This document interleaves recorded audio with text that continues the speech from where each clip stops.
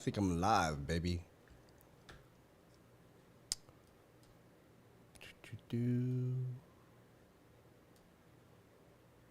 Okay.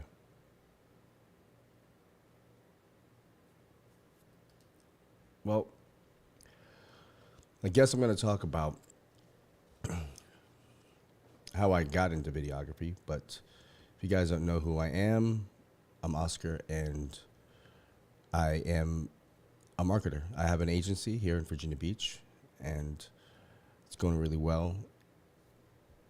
But that's not what I'm here to talk about. I'm pretty much here to talk about how I started.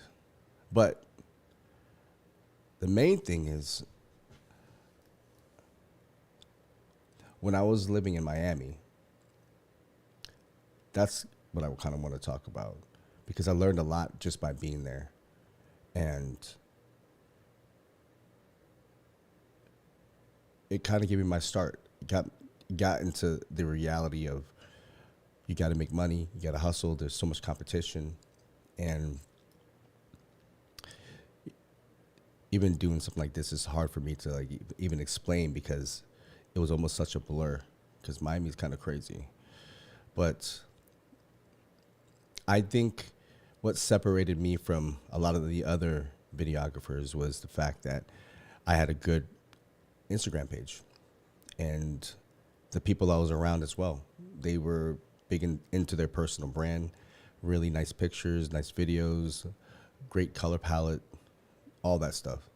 And I learned it from hanging around them, and I saw the results that it got them, and was able to bring them indoors where people trusted their brand because it looked bigger than what it was.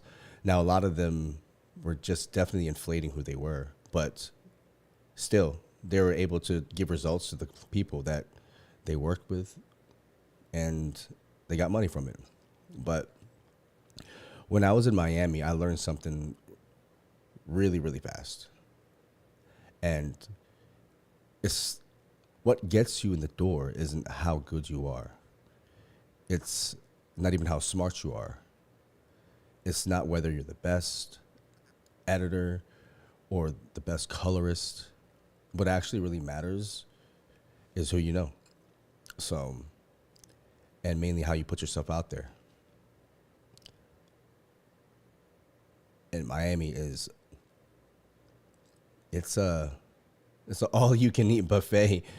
if if you're if you don't have any skills, you're just gonna get eaten up. But what really moved the needle for me was making people feel like they know me.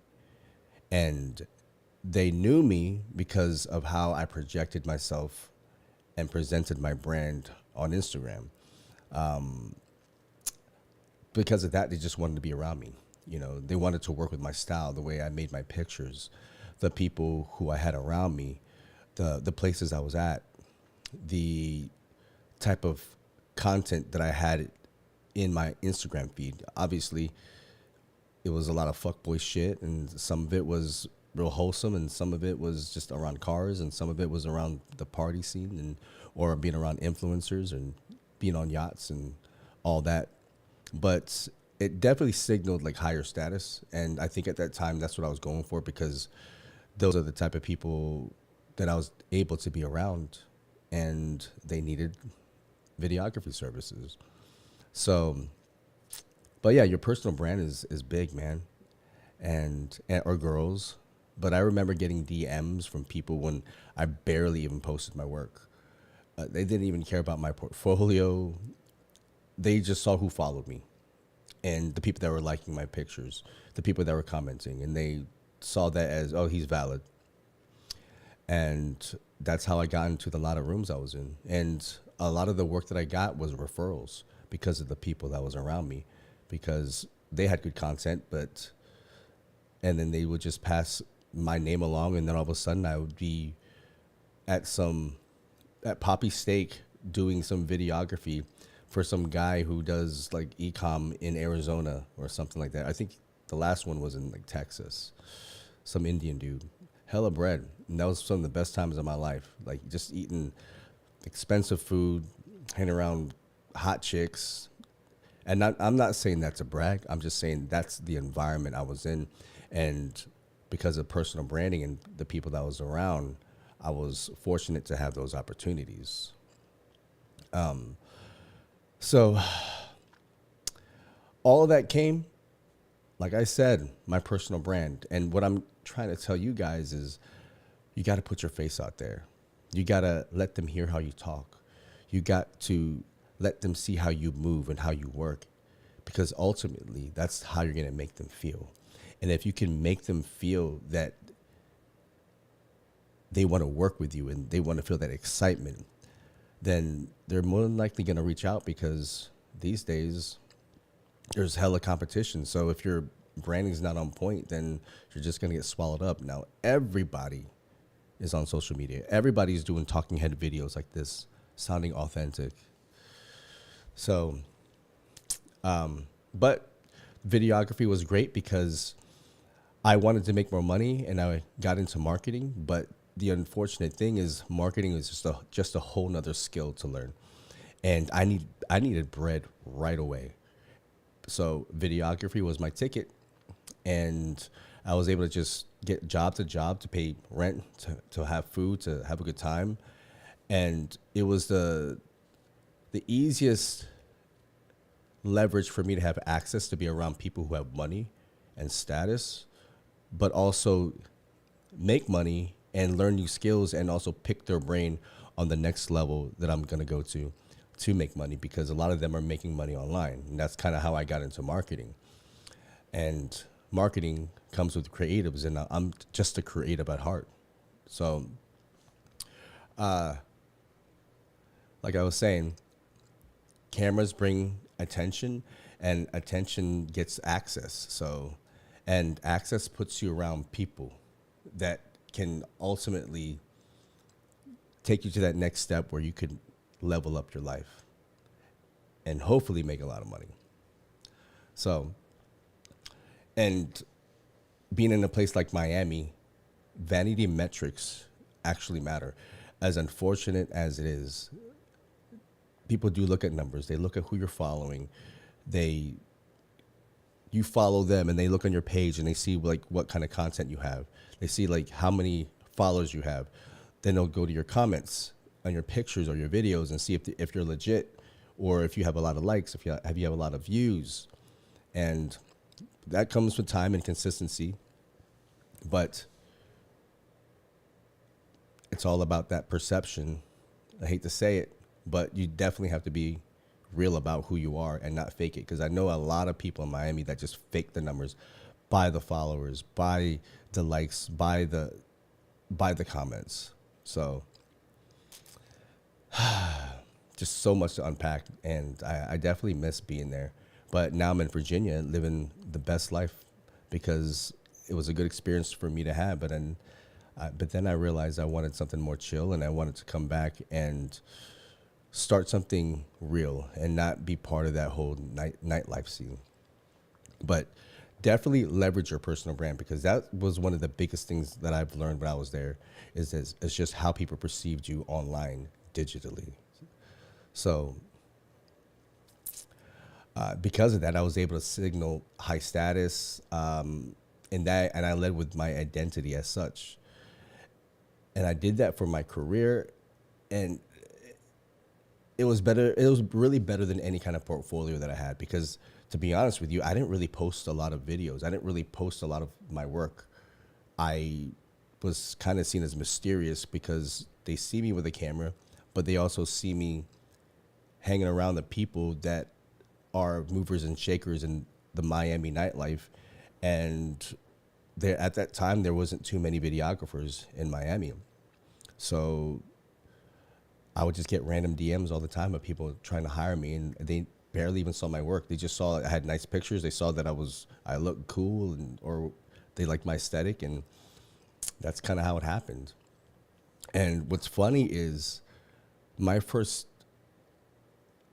gig in Miami, I was kind of fairly new to videography. I didn't really know how to edit, how to color grade. I mean, I've done a couple of little videos here and there, but nothing like a whole video for a client. And a friend, he couldn't work with this guy. He was just so busy, and he said, "Hey, do you want to take on this gig?" And I said, "Yeah." How much is it? He said, "It's gonna be a couple $1,000s."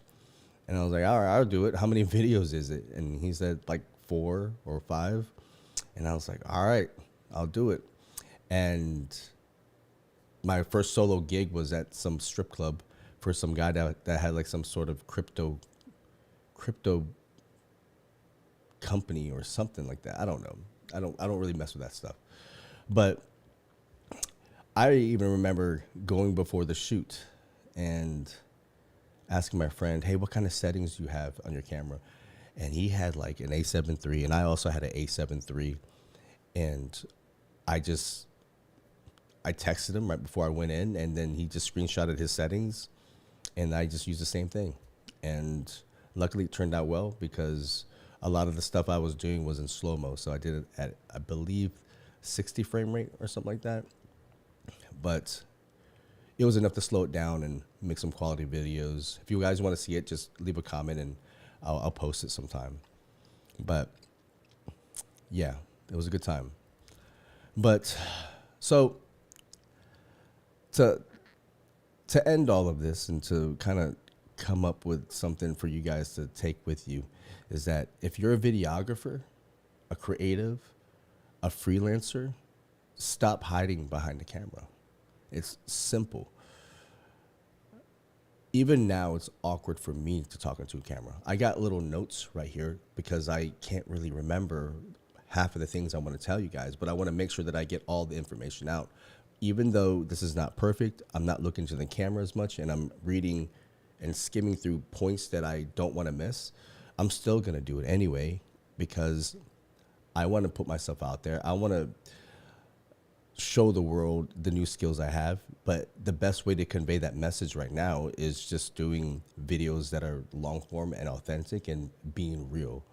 So there's just no excuse, and you got to put your face out there and what you're able to do. So don't hide behind the camera. Make sure that you are seen. Make sure that your pictures are on your Instagram. I have a friend, I think his name is Alec. If you're watching this, Alec, it is what it is, dog. He has a whole bunch of pictures of girls that he shoots and models that he shoots for. They pay him, but there's none of him.